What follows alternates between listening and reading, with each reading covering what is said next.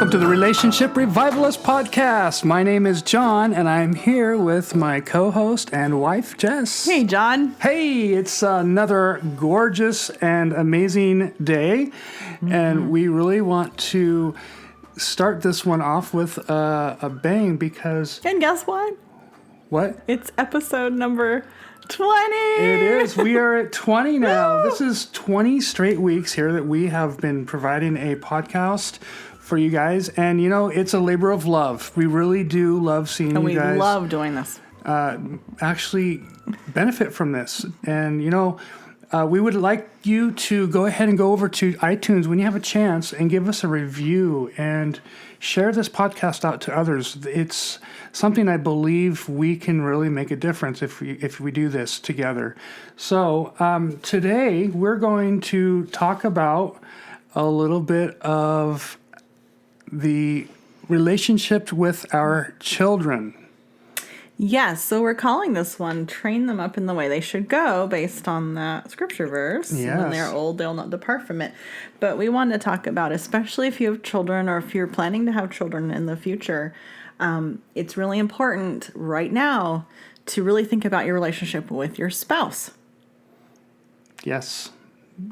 So much truth in that statement. You know, the spouse is the other half of the equation to raising a child, and so you really have to get onto the same page as your spouse. And what I mean by that really is you need to be a united front to your children at every turn and every corner, because your child is going to grow up. They're going to start thinking, how can I get around my parents? I mean, you guys were once children, right?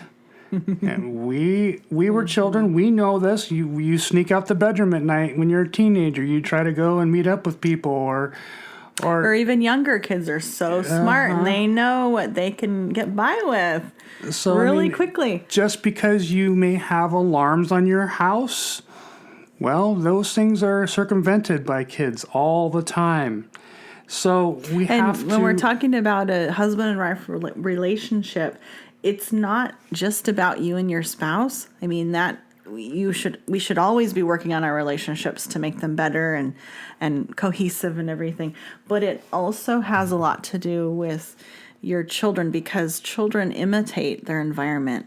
They watch, they soak things in, and they learn from their environment. So whatever kind of relationships they're watching from a young child, it's very likely that that's the kind of relationships that they'll find themselves in the future. So it's really something to think about.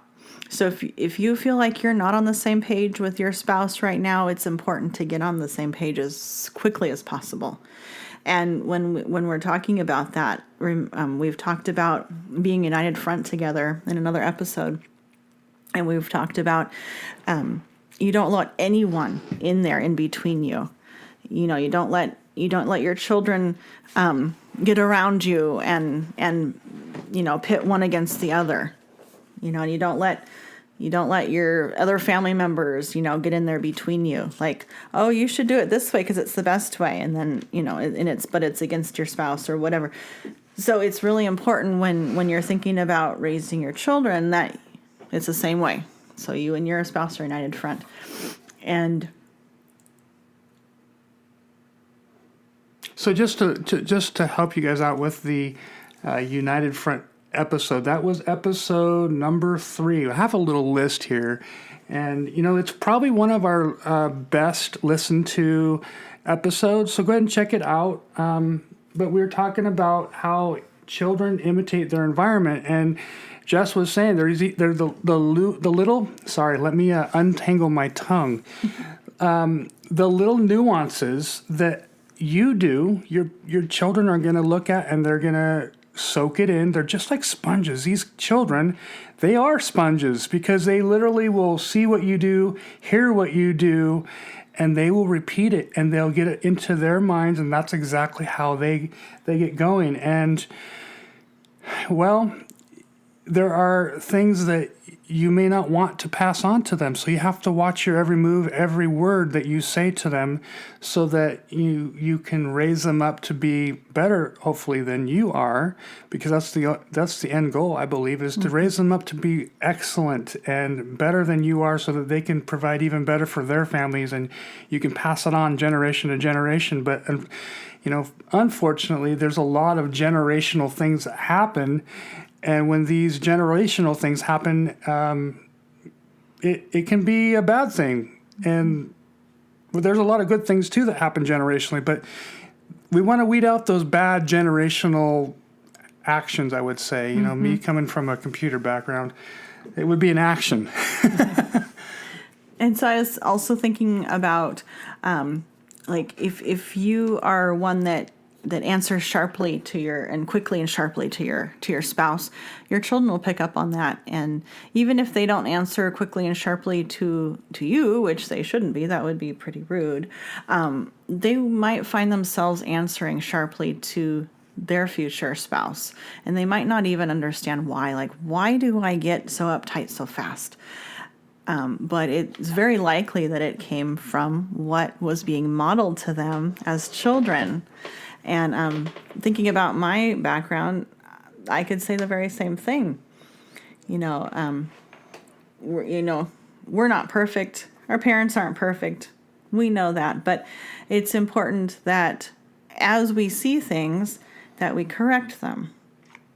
Right? It's easier to make small changes over time to make a bigger kind of correction. We can't make it all at once usually. So it's very important that your relationship with your spouse comes first. In your house, it comes first.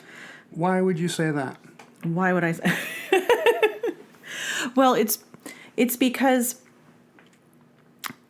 when we're talking about children in the home and raising children, yes, they have, their needs. You have to feed them, you have to clothe them, you have to make sure they have an education. There are certain things that you absolutely have to do for your children. But we're talking about the relationship you have with your spouse. That relationship has to come first, above the other relationships in the house. And that's so important because your children are watching that. And children feel so much more comforted and content when they know that their mommy and daddy love each other, they're happy together, and it just makes for a happy home. And the time that you spend with your children can be even that much more joyful and happy too. And then it helps them to be happy, and they don't have to wear that stress when they go to school about what's it gonna be like when I come back home, and things like that. And also, when there are boundaries in place in the home, children are more confident. They know what to expect. They know what they can do and what they can't do. So when you have boundaries with your spouse in your relationship, and the kids know they can't cross that boundary. Just like when you're in United Front, your family knows they can't cross a certain boundary. Everyone knows the rules, and then they can play by the rules, and they're more confident. Yeah, so getting back to how your kids are watching everything that you do, and perhaps maybe you're not one of those PDA kind of couples, but the kids really do need to see that you're in love, and whether or not that's hugging or kissing in front of your kids. Sure, maybe at first they're going to, oh, mommy and daddy, what are you doing? Ew. Well, they're going to say that because they're uncomfortable with it, and you're not. So you're the ones that are going to have to be the leader, the example to say, hey, this is normal. This is how much daddy and mommy love each other, and they will get used to it. Trust me, they will. And then they'll just be like, it'll be second nature, like, oh, if daddy and mommy aren't hugging or kissing, maybe there's something going on. And so you want to have that open dialogue, whether it's, words or actions.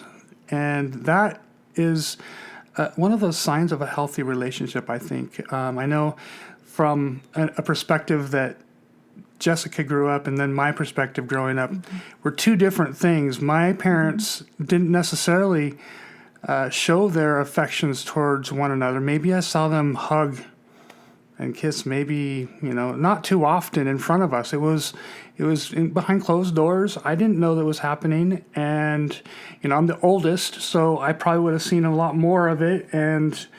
But then there's Jessica, and, PDAs were absolutely celebrated in her growing up.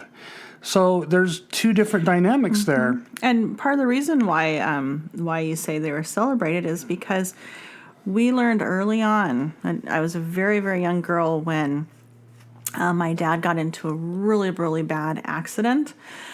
And that aspect, that love, was really taken away.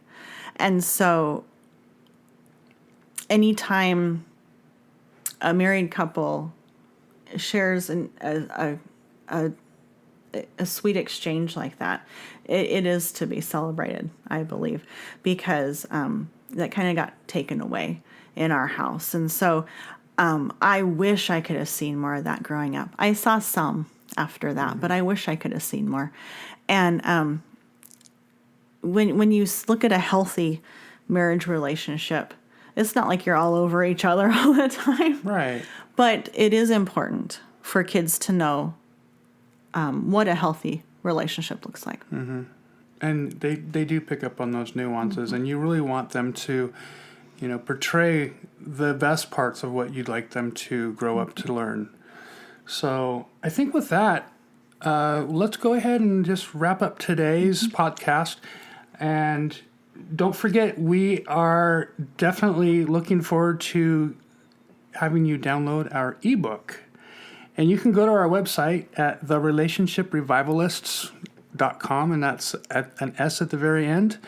And you can either sign up on the form on our website or just go directly to the website and then /7 secrets, which there are 7 secrets there for you to discover how to have an explosive love. So that being said, we look forward to seeing you in the next podcast. Don't forget to share our podcast with other people that you know that would absolutely benefit from it. And please, please, please, we ask you to go and leave us a review on iTunes or whichever media that you listen to us on, Stitcher or Spotify or one of the other ones, Google Play. And we'll talk to you in the next episode next week. Bye-bye.